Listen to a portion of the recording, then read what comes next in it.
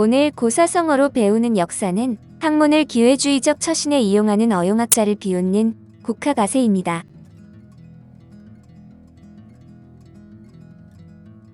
국학아세, 구불곡, 배울학, 언덕아, 대세. 사기 유림열전에서 유래한 고사성어로 정통적인 학문의 길에서 벗어나 세상을 어지럽히거나 그것을 왜곡해 사람들에게 아첨하는 것을 뜻하는데, 여기서 아는 언덕이 아닌 아첨한다는 의미입니다.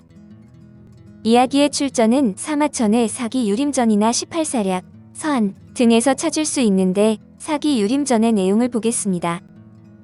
전한의 4대 황제인 효경제 때 제나라 지역인 산동 출신으로 90세의 늙은 신하였으나 자신이 옳다고 생각하는 것은 무엇이든 두려워하지 않고 직언을 하는 강직한 성격을 지닌 원고라는 사람이 박사로 등용되었습니다. 하지만 그의 고든 언행으로 인해 자신을 비방하고 헐뜯는 자들이 많았습니다.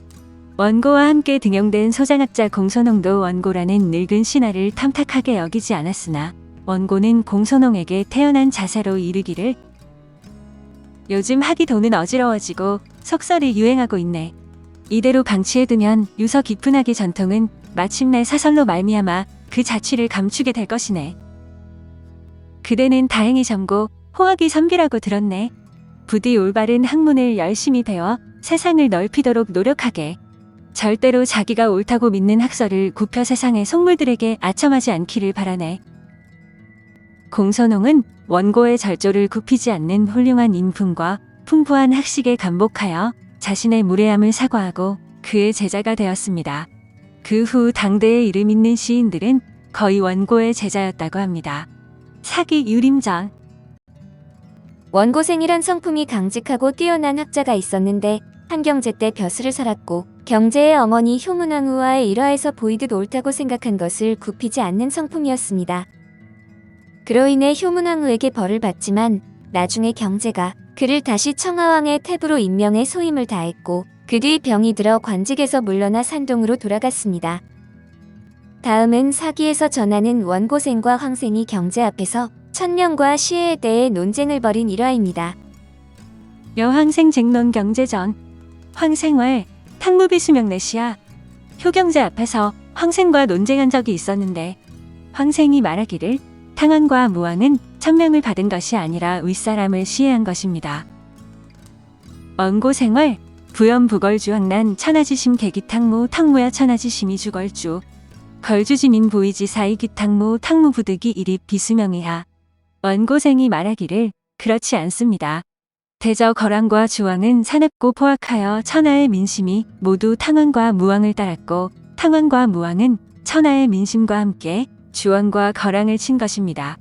거랑과 주왕의 백성들은 다스림을 받지 않고 탕왕과 무왕을 따른 것입니다. 탕왕과 무왕은 어쩔 수 없이 즉위한 것이니 천명이 아니면 무엇이겠습니까? 황생월, 관수 패필가우수 리수신 필관어조. 하자상하지 부냐? 황생이 말하기를 관은 아무리 해져도 반드시 머리에 쓰고 신은 아무리 새 것이라도 반드시 발에 신습니다. 그 까닭은 위아래의 구분이 있기 때문입니다. 금걸 주수실도 연군상야 탕무수성신하야. 부주유 실행 신하부능 정원관과 이존 천자 반인과의 주지대립 천남면 비시 이하야. 곧 거랑과 주왕이 비록 왕도를 잃었으나 군주로서 위에 있어야 하고, 탕왕과 무왕은 비록 성인일지라도 신하로서 아래에 있어야 했습니다. 대저 군주가 정치를 잘못하면 신하가 바른 말로 잘못을 바로잡아 천자를 높여야 하는데, 도리어 잘못이 있다고 하여 군주를 죽이고 그 대신 난면하여 왕위에 올랐으니 시해가 아니고 무엇이겠습니까? 원고생활, 필약소온시 고제대진즉 천자지위 비사. 원고생이 말하기를 만약 당신의 말대로라면 고조 황제께서 진나라를 대신하여 천자 자리에 오른 것도 잘못입니까? 어시경제왈, 식육부식 마감부 이부징이. 언학 자무원 탕무수명부 이유. 수파시 호학자막감명수명방살자. 이에 효경제가 말하기를 고기를 먹고 말의 간을 먹지 않는다고 하여 고기 맛을 모른다고 하지 않는다. 학문을 말하는 자가 탕왕과 무왕이 천명을 받은 것에 대해 말하지 않는다고 해서 어리석다고 하지 않는다. 마침내 마쳤다. 이후에 학자들은 천명과 시혜에 대해 감히 밝히려 하지 않았다. 후에 경제 다음에 무죄가 즉위하자 원고생을 다시 불러냈는데 이때 원고생과 함께 같은 산동 출신의 공손홍이라는 젊은 학자도 기용되었습니다. 공손홍은 원고생을 깔보고 우습게 알았으며 출세만을 목표로 한 비열한 사람이었는데 어느 날 원고생은 공손홍을 불러 위에서처럼 말했습니다. 원고생의 충고에 공손홍은 자신이 그간 잘못했음을 깨닫고 원고생에게 용서를 빌었고 그 후에 원고생의 제자가 되어 훌륭한 선비가 되었다고 합니다. 흔히 출세나 권력 욕에 눈이 먼 지식인을 비판하는 데 쓰이거나 허황된 학설로 세상을 현혹시키려 하는 자들을 비판할 때 쓰이는데 지식은 많지만 나쁜 쪽에 쓰는 인물이라면 전부 해당됩니다. 곡하가세하는 지식인을 부르는 단어로는 어용학자라는 단어가 있고 비슷한 의미의 콩글리시로 폴리페서라는 단어도 있습니다. 그러나 폴리페서는 어용교수라는 비난의 의미도 있지만 중립적으로 현실 정치에 참여하려는 교수를 의미하기도 해서 곡하가세에 정확히 어울리는 용어는 아닙니다. 부연하면 교수 개인이 정치에 참여하려는 동기가 학자로서의 전문 지식 소신을 현실에 반영시키려는 노력인지 아니면 정치적인 권력이나 직위를 얻기 위함인지에 따라 평가가 달라질 수 있는 것입니다. 만약 후자에 더 가깝다면 일반적으로 통용되는 부정적 의미에서의 폴리페서임에 분명하지만 개념 자체에 진영 논리가 끼어들 여지도 많아 조금 더 신중하게 보아야 합니다. 정말 전자에 속하는 학자라고 해도 정치적으로 대립하는 진영의 입장에서는 부정적으로 볼 여지가 있기 때문입니다. 게다가 정치에 참여하는 목적이 권력 명예 등을 얻기 위해서라는 것이 잘못된 것이라는 것도 학술적으로 보면 그다지 옳은 이야기는 아닙니다.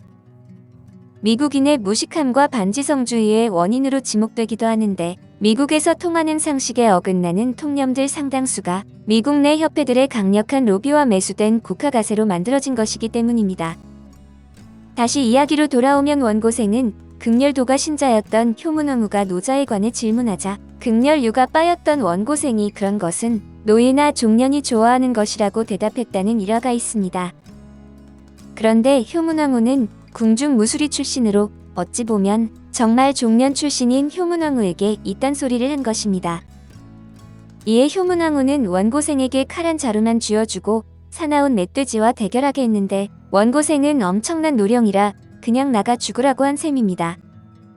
그러나 이 일을 전해들은 경제가 특별히 예리한 보검을 원고생에게 주도록 조치를 해서 멧돼지를 죽이고 살아남을 수 있었다고 합니다. 경제는 자식된 도리로 어머니에게 종년 운운하며 제대로 도발한 사람을 용서하긴 쉽지 않았을 것이지만 일설에는 멧돼지와 싸움을 시킨 것이 아니라 돼지우리에 가서 돼지나 잡게 했다고도 합니다. 결국 원고생이 공손홍에게 말한 국학은 도가를 비롯한 유가 이념에서 벗어난 학문들을 뜻하며 특히 한나라 초기 지도 이념이 위치를 두고 도가와 경쟁했던 유가의 입장이 투영된 말일 수도 있습니다. 어찌 보면 무지한 사람이 신념을 가지면 무섭다는 말에 대한 안티로 볼 수 있고 다른 면에서 보면 극과 극이 통하는 사례로도 볼 수 있을 것입니다. 자신의 배운 학문을 왜곡해서 세상에 아첨하는 것 또는 자신이 가지고 있는 지식이나 사회적 위치를 이용해 기회주의적으로 행동하는 태도를 가리키는 말로 나아가 어용학자의 처세를 비웃는 말입니다. 상아탑이 나쁜 것이 아니라 진리를 탐구해야 할 상아탑이 제 구실을 옳게 다하지 못하는 것이 탈인데 학문을 악용하기 때문에 오히려 좋지 못한 일을 하는 경우는 정말 비일비재합니다. 어느 시대든지 국가가세는 드문 일이 아닌데 지식인은 물론 지도급 인사들이 대중의 인기를 얻기 위한 행동을 할 때도 마찬가지입니다. 절개와 지조를 꺾는 변절자가 교묘한 방법으로 자신을 합리화하려는 것을 우리 주변에서 종종 접하는 경우가 있는데 원칙과 상식에 어긋나는 변절이라면 어떤 이유로든 정당화될 수 없습니다. 우리 사회는 표절학회가 범람하며 엉터리 교수가 양산되고 학문을 국가가세의 도구로 삼는 풍토라 해도 과언이 아닙니다. 그럼 마지막으로 실생활에 사용되는 국가가세의 몇 가지 사례를 살펴보도록 하겠습니다. 얼그나저나 총장들을 날파리 잡듯 해버리는 것보다 더 큰 문제는 학자라는 것들이 그 자리를 냉큼냉큼 차지하고 앉는 꼴이야. 지식인이란 것들이 아무 배알도 없이 허겁지겁 그 꼴들을 하니까 독재자가 더욱 기고만장해지는 거야.